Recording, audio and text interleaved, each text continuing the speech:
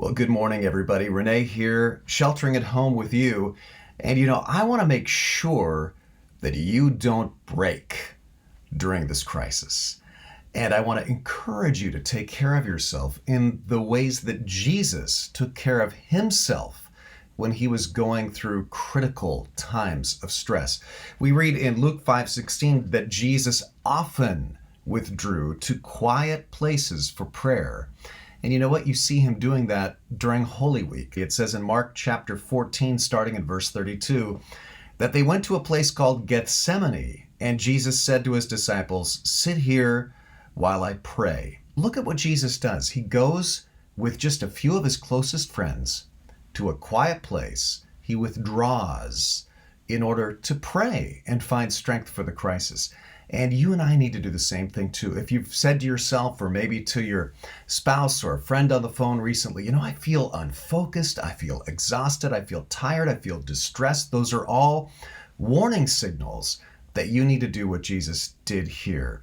And I read a great article that divided it into 3 things that you can do to prepare yourself to endure in this crisis. And the first one is walk away. Take a break. Find a way after the kids are in bed, or find another time during the day when you can literally walk away. You say, but the dishes aren't all done, but my work isn't all finished. You know what? If you wait for there to be a perfect time to take a break, you'll never take a break. You can't just be focused all the time either on work or on getting the latest coronavirus update.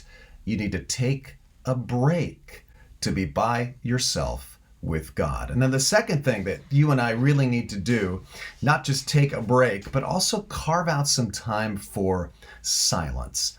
Every day, find at least a few minutes of solitude time alone. Jesus did this a lot. Mornings I find are the easiest because they're often the most quiet, right?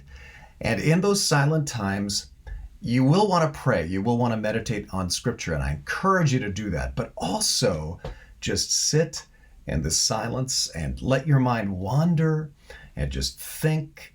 And you'll find, as Carey Nieuwhof puts it, the silence will help you filter through what actually matters most amidst all the noise. And the silence will be tremendously replenishing. So take a break, find some time for solitude and silence. And then number 3, talk to a friend. Get some friends around you. Even Jesus Christ takes Peter, James, and John with him to the Garden of Gethsemane. Do you have some peers? Do you have some friends that you're connecting with who can support you? I really do think that friends can help you work through many of your issues. They can listen to your fears. They can help you process, and you can do the same thing for them. So make those 3 choices. Those are 3 ways that will help you survive through this crisis. They are Jesus things. Live like Jesus did. And at the end of this all, you're going to be okay. God bless you.